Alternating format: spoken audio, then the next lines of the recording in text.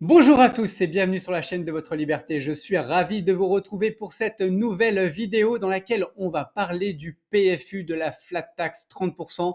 On est en pleine déclaration des impôts de vos revenus 2023 et du coup je me suis dit que c'était le bon moment pour parler de cette fameuse flat tax que moi je considère comme une arnaque. Alors vous allez me dire arnaque c'est peut-être un peu fort, mais voilà, à vous de voir. Mais quand finalement un dispositif est mis en place et finalement est moins intéressant pour 85% des gens et avantage seulement 15% de ces gens, à vous de me dire si c'est une arnaque ou pas. En tout cas, on va en discuter et je vais vous montrer tous les éléments sur mon ordinateur. Allez, on y va tout de suite. Tout d'abord, on va regarder qu'est-ce que le PFU, parce que peut-être certains d'entre vous ne connaissent pas le PFU, ça ne vous parle pas, c'est peut-être aussi des mots un peu barbares. Donc le PFU, c'est le prélèvement forfaitaire unique, donc, qui a été mis en place juste après la première élection d'Emmanuel Macron, donc pour la loi de finances 2018. Donc c'est finalement, ces 30%, c'est quoi? C'est 12,8% d'impôts sur le revenu et 17,2% de prélèvements sociaux. Donc il y a uniquement 12,8% d'impôts. Le reste, c'est seulement des prélèvements sociaux, ce ne sont pas des impôts. Donc, ce PFU s'applique sur quoi? Ça s'applique sur les revenus mobiliers. Donc, les revenus mobiliers, c'est notamment les dividendes. Donc, quand une action en total vous verse du coup un dividende, vous devez payer le PFU. Attention, pas sur le PEA, on va en parler après. Ensuite, il y a également sur tout ce qui est le placement à revenu fixe, c'est-à-dire les obligations. Typiquement, si vous faites du crowdfunding immobilier, vous allez devoir payer ces 30% sur on va dire, sur ce revenu que vous allez toucher. Ensuite, sur les plus-values de cession mobilière, c'est-à-dire si vous vendez une action et vous faites une plus-value, vous allez devoir payer du coup ces 30% également sur cette plus-value. Bon, après les assurances vie, plan épargne logement, CEL et tout ça. Ça ne s'applique pas donc sur le PEA, ça ne s'applique pas sur le livret A, ça ne s'applique pas sur tous ces différents livrets. Mais en fait, comment ça se passait avant? Donc en fait, avant, vous aviez le barème de l'impôt sur le revenu. Donc aujourd'hui, c'est une option. Donc par défaut, vous êtes forcément au PFU. Mais vous avez l'option de choisir ce barème de l'impôt sur le revenu. Donc le barème progressif, ça s'appelle. Donc finalement, qu'est-ce que c'était ce barème? Donc le barème, en fait, à la base, vous aviez un abattement de 40%, donc sur la totalité du coût des revenus distribués. Et ensuite, vous appliquiez du coup votre taux d'imposition. Ça, on va voir juste après comment ça se calcule. Et ensuite, vous appliquez aussi tout ce qui va être la CSG, machin, enfin tous les prélèvements, les fameux prélèvements sociaux. Et voilà, en tout cas, aujourd'hui, c'est en option. Vous pouvez le réclamer ou pas. Voilà, donc ça, c'est écrit ici. Vous devez le déclarer dans le formulaire 2042, donc en cochant la case de OP. Donc, on va voir finalement, est-ce que c'est plus intéressant pour les gens d'utiliser le PFU ou est-ce que c'est plus intéressant d'utiliser le barème progressif? Donc, déjà, il faut calculer votre taux d'imposition, votre tranche au niveau de votre tranche de revenus. Donc voilà, ça c'est celui qui est actualisé. Donc on est sur le service, sur le site des impôts, hein, donc le service public. Donc ça a été actualisé et tout de l'inflation. Donc on voit que si au global, donc c'est au global de la famille, hein, donc vous avez moins de 11 294 euros, vous êtes à 0% d'impôt. Attention, ce n'est pas 11 294 euros de revenus. Après, on va voir aussi, c'est en fonction du nombre de personnes dans votre foyer. Et voilà, donc ça, on va le voir ça juste après. Si vos revenus, votre tranche est comprise entre 11 295 et 28 797, vous êtes seulement à 11%. Et au-dessus de tout ça, vous êtes entre 30, 41 et 45%. Donc, ça, c'était pour calculer votre tranche d'imposition. Donc, on va calculer, on va aller voir un peu comment on va faire. Alors, c'est pas hyper précis. Certes, les puristes vont me dire que c'est pas exactement ça. Certes, bon là, c'est pour simplifier les choses et on va faire ça comme ça. Donc, si on va partir du principe qu'une famille, on va partir d'une famille de 2 personnes qui travaillent et qui gagnent 2000 euros net et qui ont un enfant. Voilà, c'est même pas énorme, mais qui ont un enfant. Donc là, on va mettre déjà 4 000 euros du coup. et on va partir là-dessus. Du coup, alors on va partir du coup sur le revenu brut. Euh, En vrai, ce n'est pas le revenu imposable n'est pas le revenu brut, mais on va partir là-dessus, même on va prendre voilà, des grosses tranches pour simplifier les choses. Moi, c'est beaucoup plus simple. Donc là, on est à 5128.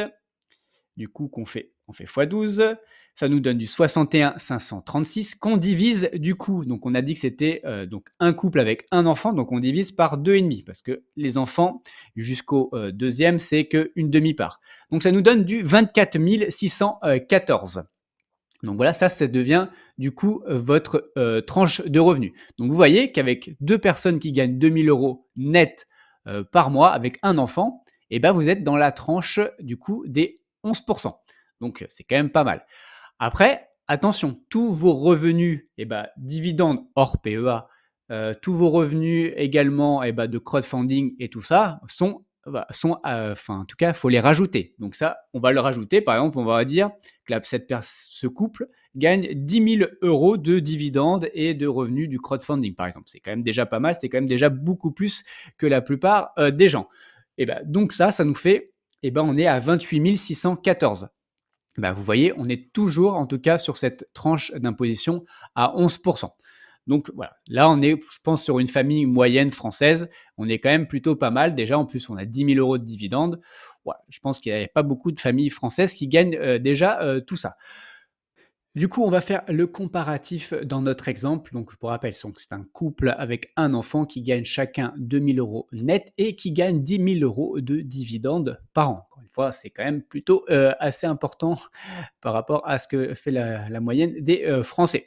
Donc, si on est au PFU, c'est très très simple, hein. Vous appliquez les 30% sur 10 000 €, ça fait, vous avez 3 000 € d'impôts à payer. Si on choisit le barème progressif, alors vous voyez, il y a un peu plus de calcul. Donc, il faut retrancher les 40%, donc ça nous donne du 6 000. Vous devez aussi déduire la CSG donc de 6,8%, donc il faut déduire 680 € donc sur ces 6 000 €. Donc, ça nous fait là, à vue de nez, à peu près du 5 320, sur lequel vous appliquez les 11%. Donc, on a vu que ils étaient au barème des 11%, cette famille. Donc, ça nous fait du 585,20 € d'impôt. Après, il faut payer également les prélèvements sociaux de 17,2. Donc, ça s'applique par contre sur la totalité cette fois-ci, donc 1720 €.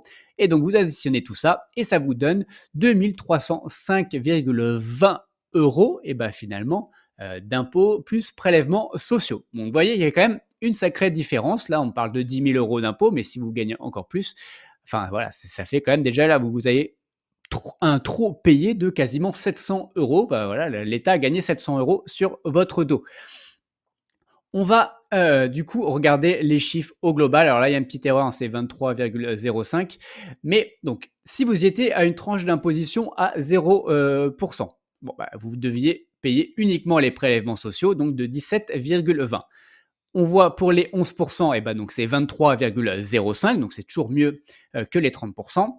Si vous étiez au taux d'imposition de 30%, là, vous voyez que là, vous commencez à gagner. Donc là, il commence à avoir un intérêt, parce que sinon, vous auriez été imposé à 33,16%. Là, c'est 30.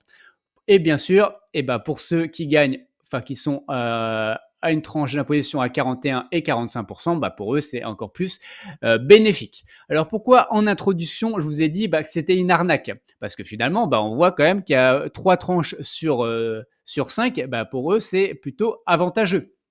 Alors, je suis allé voir les chiffres du ministère de l'économie pour voir aussi ce que ça représente par rapport aux familles françaises. Donc là, c'est les foyers français, donc par rapport au revenu 2022, mais bon, ça donnera une idée même pour maintenant. Donc, on voit que on a donc pour les gens qui sont finalement non imposables entre guillemets, donc qui sont à un taux marginal de 0%, ça représente 32,9% des foyers français. Pour ceux qui sont au taux marginal de 11%, ça représente 50,2% des foyers français. C'est-à-dire que sur ces deux tranches d'imposition, on a vu que c'était le plus favorable de ne pas faire du coup ce fameux PFU, ça représente quand même quasiment 84% des foyers français. Pour le coup, c'est quand même une large majorité et finalement, c'est avantageux uniquement pour, voilà 15,7%, 1,1 et 0,2%, donc c'est uniquement intéressant, on va dire pour 17% des foyers français. Donc on dit souvent qu'Emmanuel Macron est, du coup, le président, des riches. Bon, pour le coup, en tout cas sur cette réforme du PFU, on peut dire clairement que c'est, le cas. Après, on a vu ça, quelques avantages, hein, c'est beaucoup plus facile. Mais bon, est-ce qu'on n'a pas envie de récupérer ces 700 € dans notre poche plutôt que de les donner à l'État vu, ce qu'ils en font? Bon, ça, c'est une petite aparté personnelle.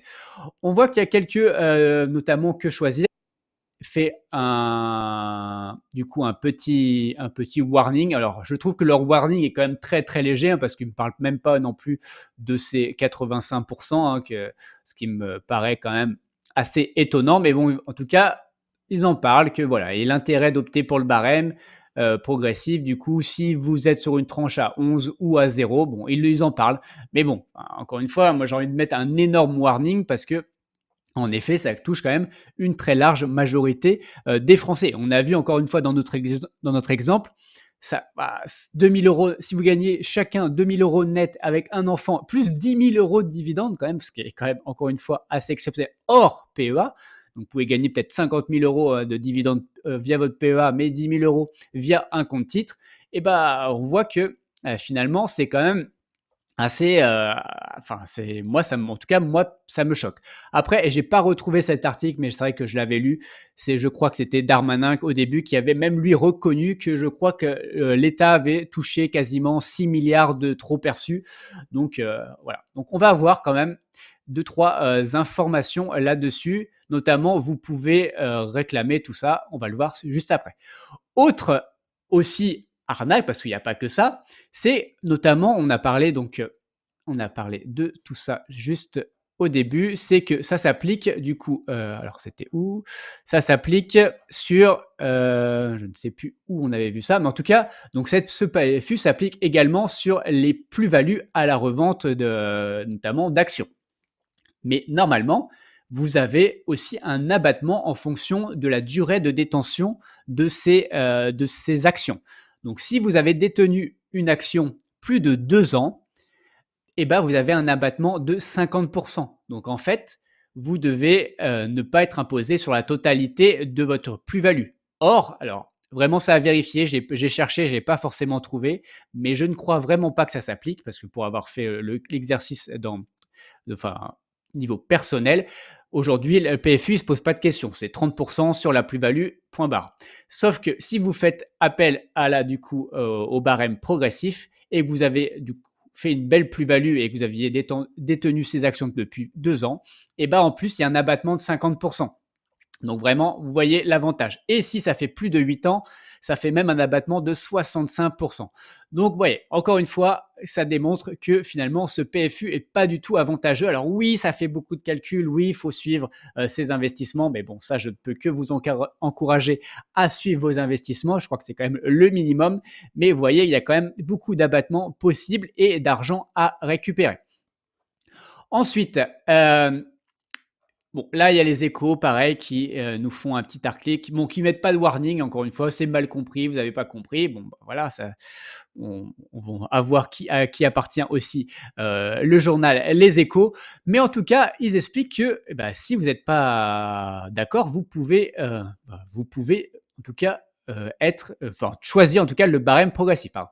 Donc pour ça, il faut cocher la case de OP, donc dans le formulaire 2042 et faire toutes les démarches, les calculs vous-même. Hein, attention, je crois que les calculs sont à faire par vous-même et vous pouvez faire tout ça.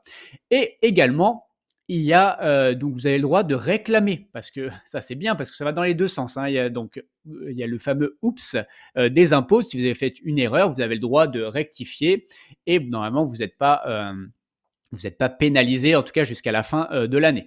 Mais vous avez le droit également de faire des réclamations. Si vous avez trop perçu, vous avez le droit de remonter. Alors là, on voit dans l'exemple, notamment donc, sur les recouvrements de 2024, donc là sur vos revenus donc 2023. Donc vous avez le droit de réclamer jusqu'au 31 décembre 2026. Donc là, ça va dans les 2 sens. Donc les impôts ont le droit de le faire, mais vous aussi, vous avez le droit de le faire. Ça veut dire que là, vous avez le droit de récupérer jusque sur vos revenus du coup 2021. Donc vos impôts déclarés en 2022 et donc sur vos revenus du coup 2021. Donc là, si vous êtes fait entre guillemets arnaquer par l'État, n'hésitez pas à faire cette réclamation auprès de votre centre d'imposition pour récupérer cet argent. Et encore une fois, on a vu dans notre exemple, là, ça fait 700 euros pour cette famille, mais bah, voilà, du coup, sur 2 ans, bah, du coup, ça ferait 1400 euros. Et bah, autant récupérer cet argent, encore une fois, plutôt que de le donner aux impôts. Autre aussi, pour moi, arnaque, donc comme on a vu, c'est par défaut. Alors, je ne sais plus où on avait vu ça, mais donc par défaut, ici, pardon. Par défaut, du coup, eh ben, le PFU s'applique. Donc, par exemple, eh ben, si sur vos revenus, par exemple, de dividendes du mois de janvier de l'année précédente, donc, eh ben, on vous applique ces 30%, du coup, votre courtier applique ces 30% et paye directement l'État. Mais du coup, vous avez été amputé de ces 30% immédiatement. Alors que normalement, avec le forfait avec l'abattement pardon, forfaitaire, et bah, du coup, vous auriez dû déclarer cela 1 an et demi après et payer du coup de quelques mois donc après. Mais donc, ça veut dire que pendant ces 1 an et demi, vous auriez gardé cet argent et vous auriez pu faire aussi un effet boule de neige. Donc, encore une fois, voilà, il y a il y a beaucoup pour moi de désavantages.